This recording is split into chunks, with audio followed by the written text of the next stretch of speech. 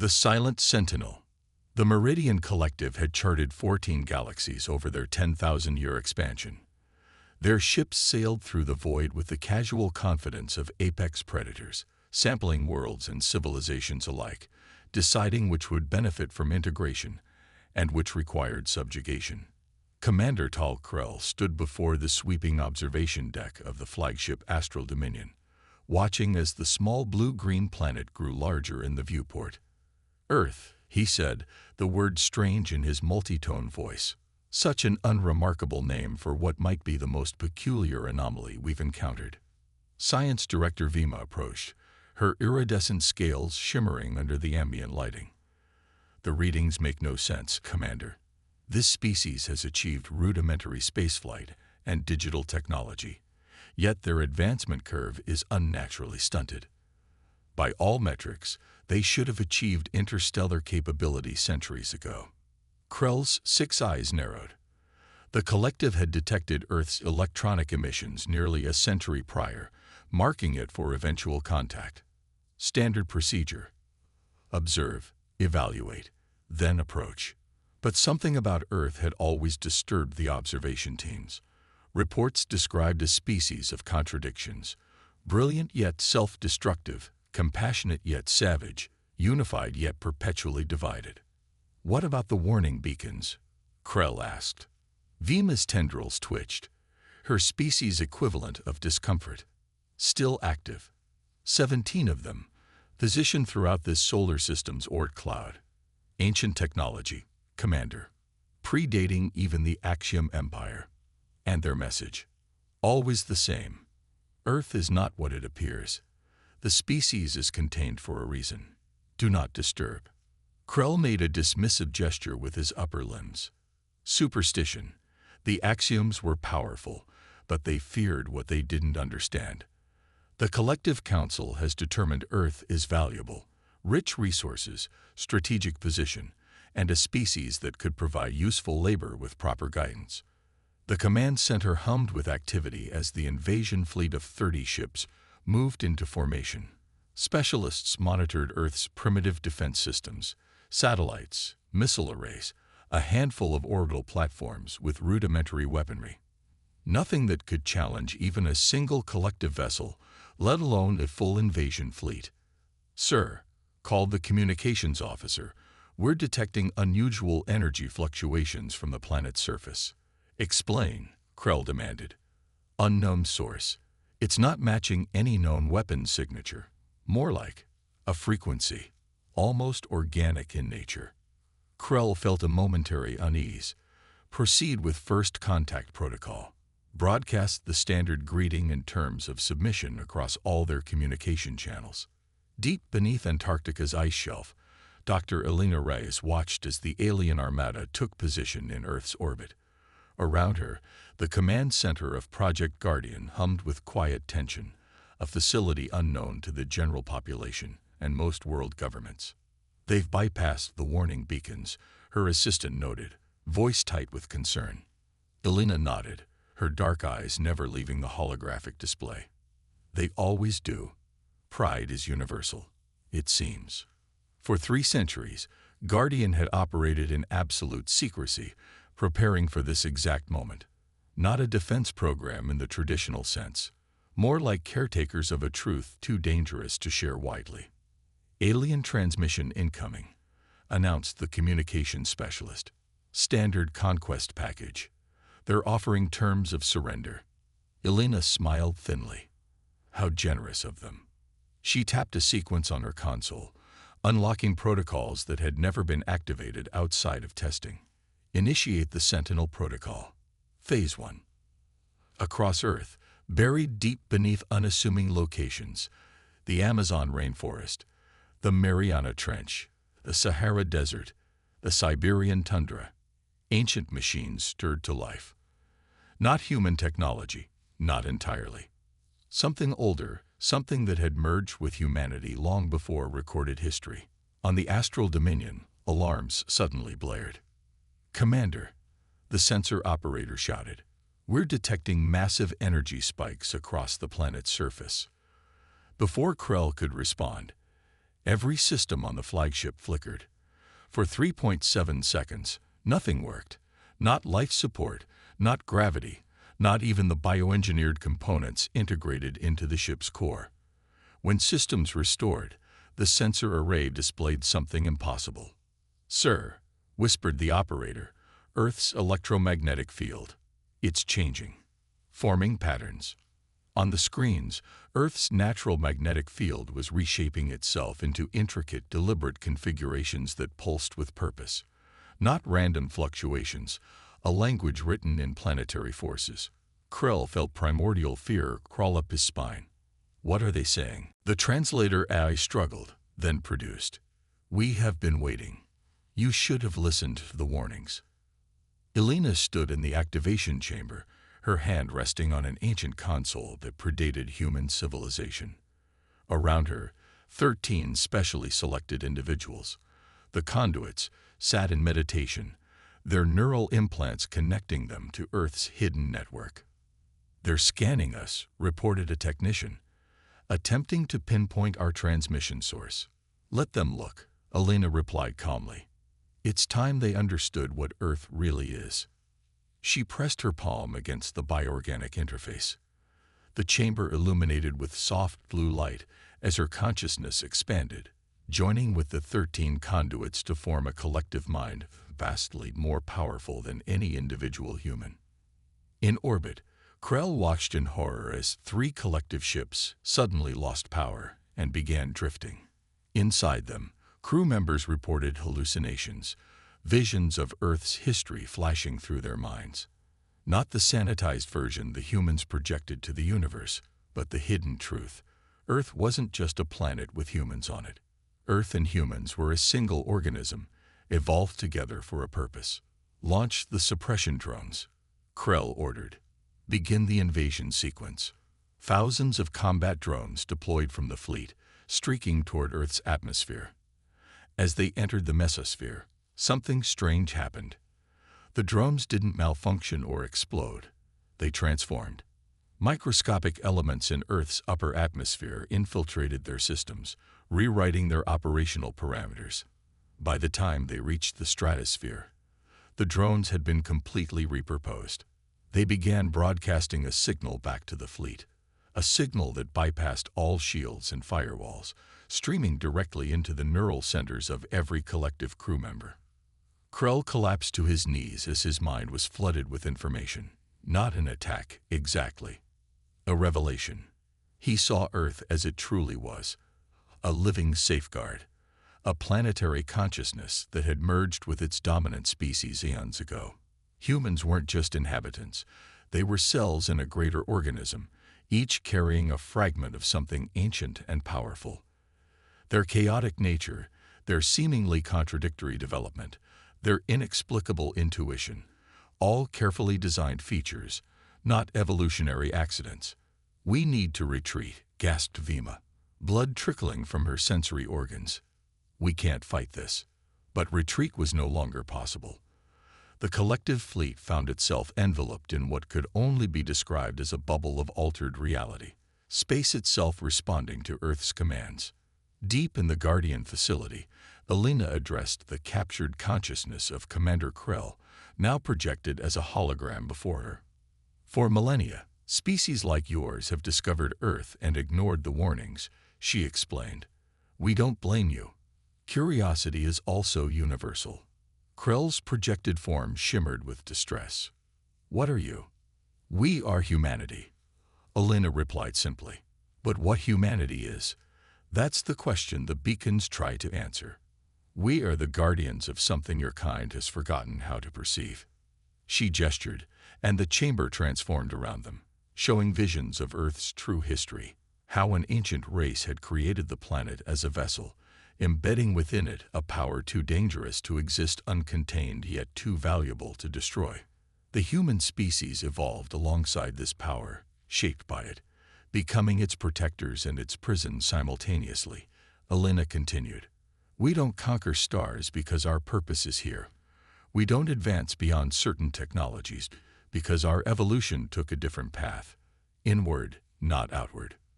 Krell watched as the images showed human history from a new perspective.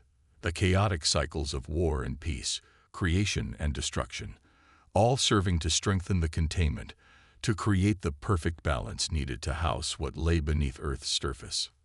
"Now you face a choice," Elena said. "Learn to coexist with us on our terms, or we will ensure your collective never remembers Earth exists at all." In orbit, what remained of the Meridian invasion fleet hung suspended in Earth's embrace, waiting for humanity's verdict. Awakening. 3 days after the failed invasion, Commander Krell stood on actual Earth soil, the first non-human entity permitted to do so in over 15,000 years. The Antarctic wind howled outside the Guardian facility, but inside, the air was warm and carried the scent of something ancient and unknowable. "Your species developed space travel centuries ago," Krell said, struggling to reconcile what he now knew with the primitive technology humans displayed to the universe. "You've had the capability to join the galactic community, yet you chose isolation." Dr. Elena Reyes led him through corridors lined with artifacts that predated human civilization, relics of the architects who had designed Earth as both vessel and prison. "It wasn't isolation," Elena corrected. "It was quarantine. Self-imposed." They reached the core chamber, where the 13 conduits maintained their silent meditation, their consciousness spread throughout Earth's defense network. Above them floated a holographic representation of what the collective sensors had detected, Earth's electromagnetic field forming intricate patterns. "What you're seeing is a language," Elena explained. "The oldest language in the universe.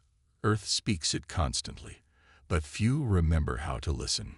Krell's remaining ships hung in high orbit, unable to leave, their crews in suspended animation, while the collective council deliberated on humanity's terms. Only Krell remained conscious, chosen to witness and understand. "The warnings," he said, "they weren't about Earth being dangerous. They were protecting us from the truth." Elena nodded. "Truth can be more devastating than any weapon.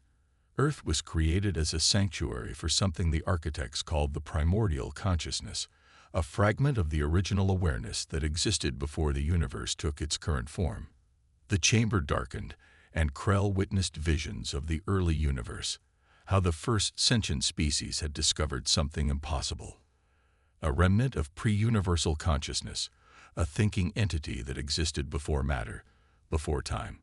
They built Earth to house it, and seeded primitive humanity to evolve alongside it, gradually becoming its willing vessel and protector. "We call it the Dreamer," Elena said. "It sleeps beneath our feet, dreaming realities that occasionally bleed into our own. Humanity's chaotic nature, our contradictions, our simultaneous capacity for great compassion and terrible destruction. These aren't flaws. They're necessary adaptations to contain something that operates beyond normal physics." In another wing of the facility, Vima and a select group of collective scientists had been permitted to study historical records. The science director's scales had lost their luster from lack of sleep as she pieced together the implications. "The humans aren't just evolved apes," she told Krell when they reconvened. "They're engineered vessels. Their brains can tap into the primordial consciousness in ways that would drive any other species to madness. What we perceive as their self-destructive tendencies is actually a release mechanism, pressure valves for containing something infinitely powerful." Krell struggled with the revelation, and the collective council wants to exploit this power. "Of course they do," Elena said, joining them.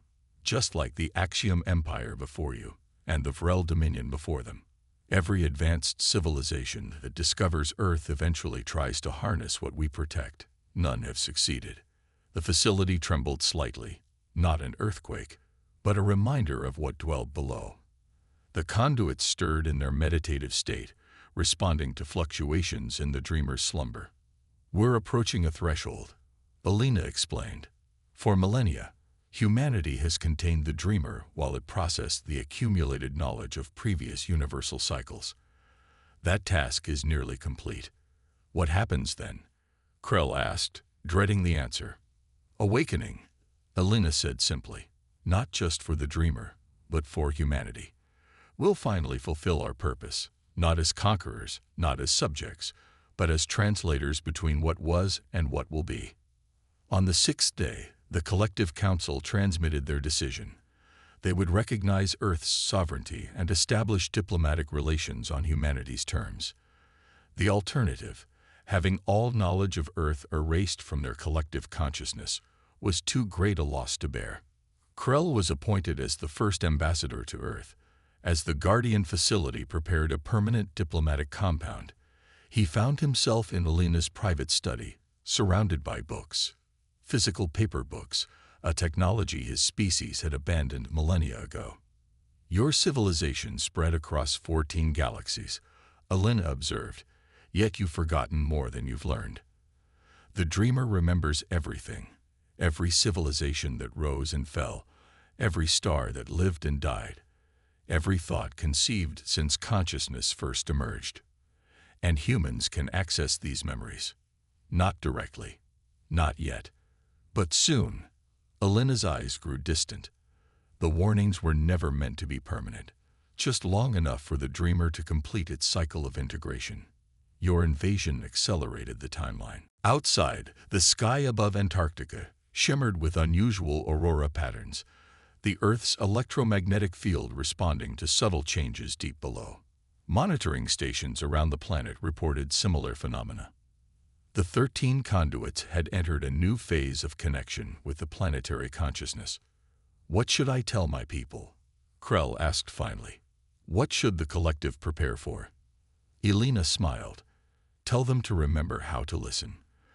The universe has been speaking since the beginning, but most species eventually stop hearing it. Humanity never did, not because we're special, but because we were never allowed to forget. She led him to a secure viewing station overlooking an immense cavern far beneath the ice. There, suspended in a field of shifting energy, floated what appeared to be a singularity, but unlike any Krell had studied in his scientific career. This singularity glowed with patterned light that somehow seemed alive, aware. A fragment of pre-universe consciousness, Alina explained. What existed before the Big Bang? What remembers all previous universal cycles? What knows how this universe will end, and how the next will begin? Krell understood then why the ancient warnings described Earth as a trap. Not because humans were dangerous, although they certainly could be, but because once you learned the truth about Earth, you could never see the universe the same way again. 3 weeks after the failed invasion, Earth formally introduced itself to the galactic community. Not as a primitive world seeking admission, but as the custodian of knowledge that predated galaxies themselves. The dreamer stirred further from its eons-long slumber, and humanity began its transformation. Across Earth, ordinary humans reported strange dreams, visions of worlds they'd never seen, civilizations long extinct, scientific principles not yet discovered. The collective unconscious that psychologists have theorized for centuries manifested in measurable, tangible ways.